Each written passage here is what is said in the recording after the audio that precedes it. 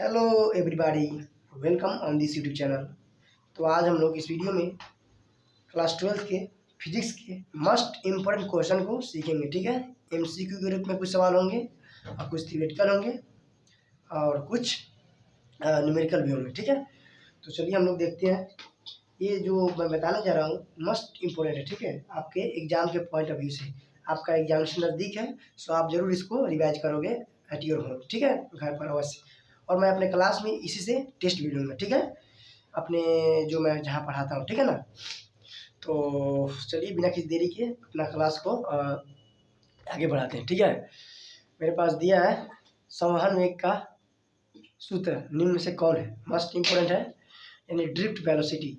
तो आपका we D बराबर ई, छोटा वाला ई इलेक्ट्रॉन, ये विद्युत क्षेत्र, ये टाउ रिलैक्सेशन टाइम जो होता है। ठीक है, और अपॉन में मास ऑफ इलेक्ट्रॉन, यानी यही आपका सही हो जाएगा क्योंकि सब फालतू के दिए गए हैं। ठीक है, रट लेंगे हम। वी डी बराबर ई इलेक्ट्रॉन है। ठीक है, इलेक्ट्रॉन पर चार्ज कह सकते हो आप। ठीक है ना, ये क्या विद्युत क्षेत्र यानी इलेक्ट्रिक फील्ड, और ये टाउ रिलैक्सेशन टाइम, और ये क्या है मास ऑफ इलेक्ट्रॉन। आपका ये सही हो जाएगा। ठीक है, अब नेक्स्ट क्वेश्चन क्या है, धारा घनत्व तथा प्रतिरोधकता एवं विद्युत क्षेत्र में संबंध क्या होता है। ये आपको अवश्य रखनी है, याद रखनी है, मस्ट इम्पोर्टेंट है। ठीक है, आप इसको और आगे बढ़ा सकते हो। ये बराबर क्या हो जाएगा, सिग्मा, ये आप लिख सकते हो क्योंकि 1/रो यानी 1/रो का वैल्यू क्या हो जाएगा सिग्मा। सिग्मा क्या होता है, चालकता, यानी प्रतिरोधकता की व्युत्क्रम को क्या कहते हैं, चालकता। मैंने लिख दिया, प्रतिरोधकता की व्युत्क्रम को चालकता को क्या कहते हैं, तो चालकता कहते हैं। ठीक है, यानी आप क्या लिख सकते हो, सिग्मा बराबर 1/रो क्या लिख सकते हो आप, इधर देख लो आप अच्छे से। ठीक है ना, प्रतिरोधकता के व्युत्क्रम को क्या कहते हैं, चालकता, यानी कि सिग्मा बराबर 1/रो प्रतिरोधकता का जस्ट व्युत्क्रम होता है आपका चालकता। ठीक है ना, चलिए नेक्स्ट क्वेश्चन। प्रतिरोध, ये तो मेन फार्मूला है, आपको पता होना चाहिए। प्रतिरोध बराबर जब किसी चालक की लंबाई दिया हो एल और उसका एरिया दिया हो तो क्या होता है, आर बराबर रो एल अपन में। रो क्या है, यहाँ कांस्टेंट है। ठीक है ना, इसको बोलते हैं प्रतिरोधकता। ठीक है, क्या बोलते हैं, प्रतिरोधकता। ठीक है, वैसे आपको बताया गया होगा या हम बताए भी होंगे, आर बराबर क्या होता है, एल अपन में ए। आर समानुपाती एल अपन में। ठीक है, ये हटाते हैं समानुपाती तो ये रो लगाते हैं। ठीक है, आगे देखो आप, यदि एल लंबाई की कोई चालक है तथा इसके सिरों के बीच विभवांतर भी हो तो विद्युत क्षेत्र ई बराबर क्या होता है, मस्ट इम्पोर्टेंट, आप इसको याद रखोगे। ई बराबर क्या होता है, वी अपन में एल। ठीक है, कहीं कहीं एक्स भी रहेगा एल की जगह। ठीक है ना, तो कोई दिक्कत नहीं होनी चाहिए। गतिशीलता मोबिलिटी क्या होते हैं, मस्ट इम्पोर्टेंट है ना, मस्ट इम्पोर्टेंट। ठीक है, मस्ट इम्पोर्टेंट। ठीक है, मैं अपना टेस्ट में बोल रहा हूँ, मैं अपने जो बच्चों को लूँगा अपना क्लास में। ठीक है, वैसे तो यूट्यूब पर सारे लोग के लिए अवेलेबल है, तो मैं जो क्लास में लूँगा इसी में से लूँगा। ठीक है, मैं इसी तरह का एमसीक्यूज चैप्टर वाइज एक सीरीज अपलोड करते रहूँगा। ठीक है, जब तक कि आपका एग्जाम ना हो जाए। ठीक है, तो नेक्स्ट क्वेश्चन क्या है, एकांक परिणाम की विद्युत क्षेत्र से उत्पन्न संवहन वेग को गतिशीलता कहते हैं, यानी मोबिलिटी कहते हैं। इसको म्यू से डिनोट करते हैं, म्यू बराबर वी डी अपन में ई होता है। ठीक है, मस्ट इंपोर्टेंट है, आप इसको याद कर लोगे। अब विद्युत वाहक बल ई बराबर क्या होता है, डब्ल्यू अपन में क्यू, आप इसको भी याद कर लोगे। ठीक है, चलो नेक्स्ट देखो, प्रतिरोधकता का मात्रक ओम मीटर क्या होता है, ओम मीटर। अगर आपको वीडियो क्वालिटी अच्छा नहीं दिख रहा हो तो आप 360 पर कर सकते हैं ना, 360 पर आप करके देख सकते हो। ठीक है, 360 पी जो होता है क्वालिटी वाला। अब आगे देखो, प्रतिरोध का मात्रक क्या होता है, ओम क्या होता है, ये पता है सबको। चालकत्व का मात्रक, चालकता अलग होता है ना, चालकत्व अलग होता है। ठीक है, चालकत्व का मात्रक क्या होता है, महो, इसको सीमेन भी बोलते हैं ना। चलो ठीक है, प्रतिरोध के व्युत्क्रम को क्या कहते हैं, चालकत्व कहते हैं। प्रतिरोध के व्युत्क्रम को चालकत्व कहते हैं, प्रतिरोधकता की व्युत्क्रम को चालकता कहते हैं। चालकता अलग होता है। ठीक है, ओम के नियम से बी बराबर भी समानुपाती आई होता है। ठीक है, बी बराबर आई आर। आगे देखो, किरचॉफ या किरचॉफ्स, अंग्रेजी में किरचॉफ कह सकते हो और हिंदी में किरचॉफ का प्रथम नियम किस सिद्धांत पर काम करता है, तो मैं बताया हूँ आवेश संरक्षण। इस पर आवेश संरक्षण के सिद्धांत पर। मस्ट मस्ट मस्ट इम्पोर्टेंट, मैं क्लास में बताया हूँ सभी के लिए ये, चाहे आप किसी किसी भी बोर्ड का हो, ठीक है, मस्ट इंपोर्टेंट है। आवेश का संरक्षण सिद्धांत पर, ठीक है। किरचॉफ के व्युत्क्रम किरचॉफ के प्रथम नियम को बिंदु का नियम भी कहते हैं, ठीक है, बिंदु का नियम भी कहते हैं। इसका मैथमेटिकल क्या होता है, समेशन I बराबर 0। अगर इसका लिखना चाहोगे डिफरेंशियल के रूप में तो क्या हो जाएगा, देखो आप चालकों की किसी जाल में किसी बिंदु पर मिलने वाली विद्युत धाराओं का बीजीय योग 0 होती है, दैट इज I बराबर ये, ठीक है। अब आगे देखो, किरचॉफ का द्वितीय नियम क्या होता है, किसी बंद विद्युत परिपथ के प्रत्येक भाग में प्रवाहित होने वाली विद्युत धारा तथा उसके प्रतिरोध के गुणनफल का बीजीय योग कुल विद्युत भाग बल के बराबर होती है, दैट इज समेशन E बराबर IR। मतलब जो भी परिपथ में जितना भी कुल विद्युत भाग बल होगा वो जो होगा धारा और प्रतिरोध की मल्टीप्लिकेशन के सम के बराबर होगा, ठीक है ना, समेशन ये है, ठीक है। तो आप इसको याद रखोगे, याद करोगे जरूर, ठीक है, मस्ट इंपोर्टेंट है। ये एग्जाम में बहुत बार पूछा है, ये जो है किरचॉफ का नियम, फर्स्ट और सेकेंड, मस्ट इंपोर्टेंट। आप इसको 5 स्टार लगा सकते हो, ठीक है, 3 स्टार 5 स्टार जो लगानी है लगा सकते हो आप, ठीक है, क्योंकि ज़्यादा ही इंपॉर्टेंट है इसीलिए मैं बोल रहा हूँ। चलो नेक्स्ट देखो, सर्दी होने के कारण थोड़ा दिक्कत हो रही है, फिर भी आप मेंटेन करना है, आवाज़ में अगर थोड़ा दिक्कत हो रहा है तो, ठीक है ना। चलो, किरचॉफ का द्वितीय नियम, ये भी मस्ट इंपोर्टेंट है, ऊर्जा संरक्षण सिद्धांत पर। किरचॉफ का द्वितीय नियम ऊर्जा संरक्षण सिद्धांत पर काम करती है, ठीक है, इसको रट लेना है, मस्ट इंपोर्टेंट, ठीक है। मैं इसी में से एग्जाम अपना क्लास में टेस्ट लूँगा, और सारे मेरे बच्चे लोग, मेरा मतलब क्लास के बच्चे लोग, वैसे तो ये सारे के लिए I2 पर है तो सारे बच्चे लोग देखेंगे, ठीक है। तो क्लास में मैं इसी से लूँगा जो भी रहेगा, ठीक है ना। चलो, ये जो मैं वीडियो अपलोड कर रहा हूँ ये सारे बच्चों के लिए है, और चाहे वो बच्चा किसी भी बोर्ड का हो, ठीक है, देख सकता है। अगला है व्हीटस्टोन ब्रिज के बारे में। आप देख पा रहे हो व्हीटस्टोन ब्रिज मैं पढ़ाया था क्लास में, ठीक है।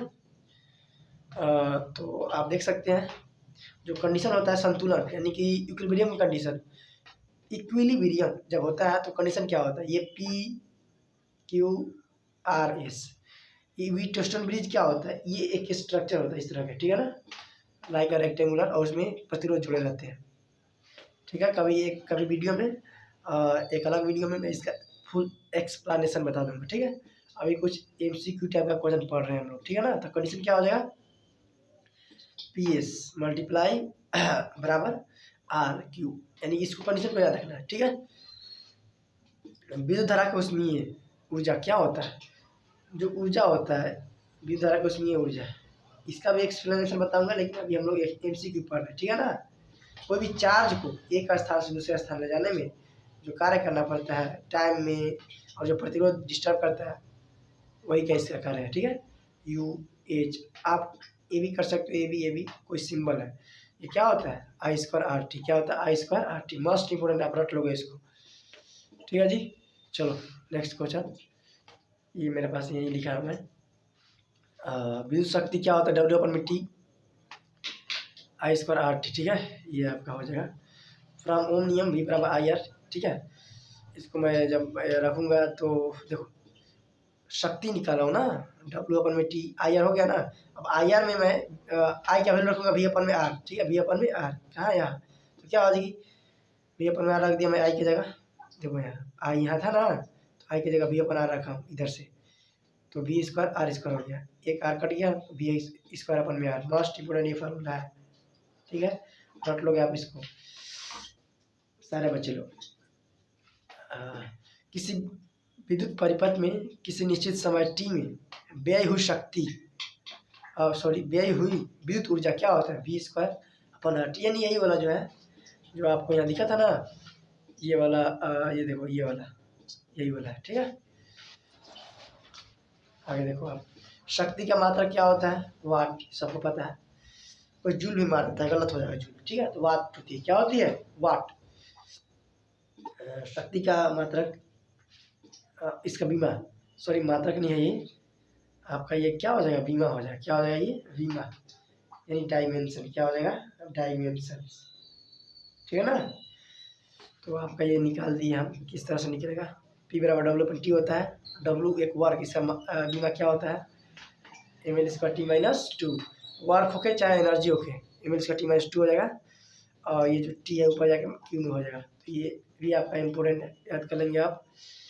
अब महत्तम शक्ति प्रमेय एक होता है, उसका शब्द क्या होता है, बाह्य प्रतिरोध बराबर आंतरिक प्रतिरोध, ठीक है, यानी कैपिटल R बराबर छोटा r।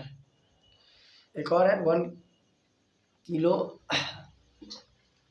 वाट आवर, मतलब इसको बोलते हैं, आप याद कर सकते हो इसको, अब इसको क्या बोलते हैं, इसको आप बोल सकते हो 1 सेकेंड, किलो वाट घंटा, क्या बोल सकते हो, किलो वाट घंटा, ठीक है ना। तो 1 किलो वाट घंटा क्या होता है, 3.6 × 10⁻6 जूल होता है, इसको आप याद कर लोगे। इसको व्यवसायिक मात्रा भी बोलते हैं ना, जो भी बिजली हमारे घर आता है ना बिल बनाने, उसी में मापता है ये वाला, ठीक है ना। इसको 1 यूनिट भी बोलते हैं, बोर्ड ऑफ ट्रेड यूनिट होता है, बोर्ड जिसको बोलते हैं, ठीक है ना। इसको 1 बोर्ड भी 1 यूनिट, इसका वैल्यू क्या होता है 3.6 × 10⁻6 जूल। मस्ट इम्पोर्टेंट है आपका ना, ये भी इम्पोर्टेंट है, आप इसको क्या कर लोगे, रट लोगे, ठीक है, इम्पोर्टेंट मैं लिख दे रहा हूँ, ठीक है जी। अब आगे देखो, वैद्युत ऊर्जा का व्यवसायिक मात्रा किलोवाट घंटा में बता दिया अभी तुरंत, ठीक है। कार्बन प्रतिरोध से मस्ट इम्पोर्टेंट क्वेश्चन बनते हैं, आप इसको देख लेंगे, ठीक है ना। तो देखो यहाँ कार्बन प्रतिरोध समझने के लिए हम समझते हैं बैंड, 4 प्रकार के बैंड होते हैं, ठीक है ना। देखो आप 1 2 3 4 बैंड 1 बैंड 2 बैंड 3 बैंड 4, ये इसको प्रथम बैंड बोल सकते हैं, second band, third band, fourth band.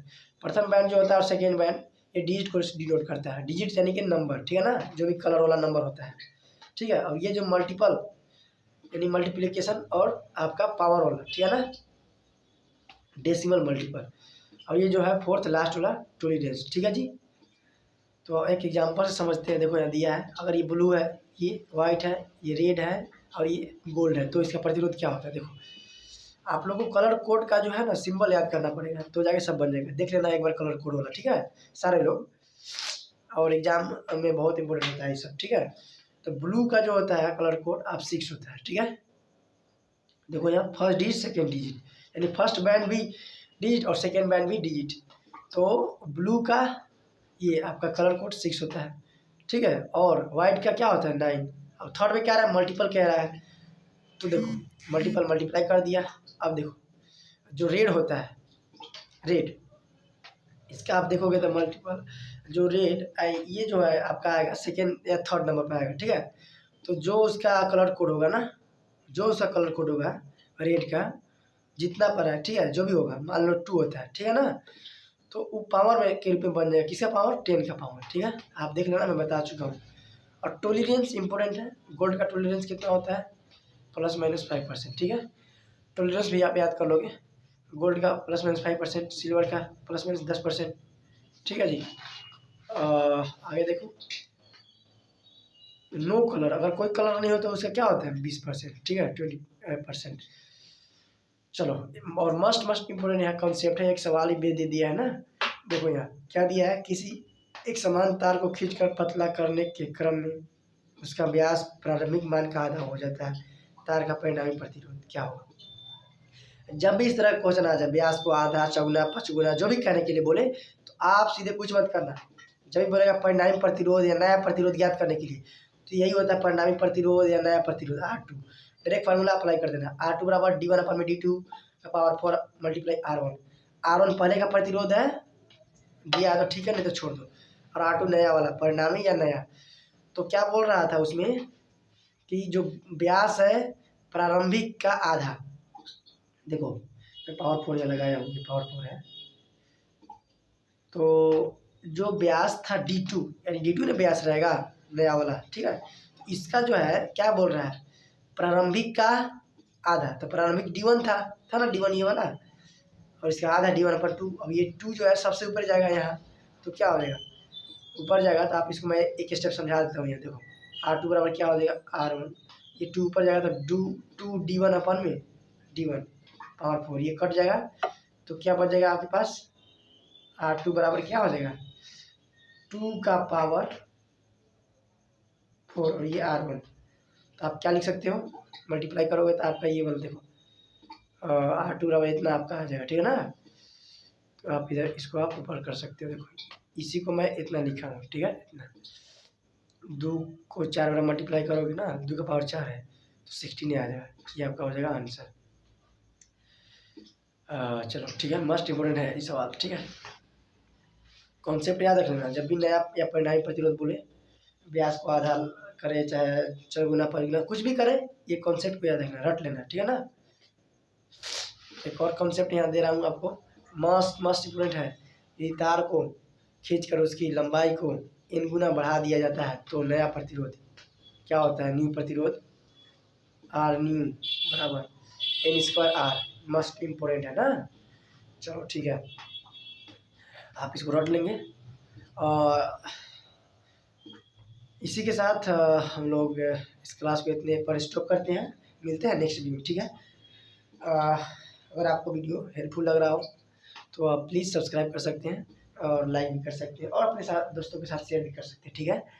For help me to grow my channel, subscribe. Thank you.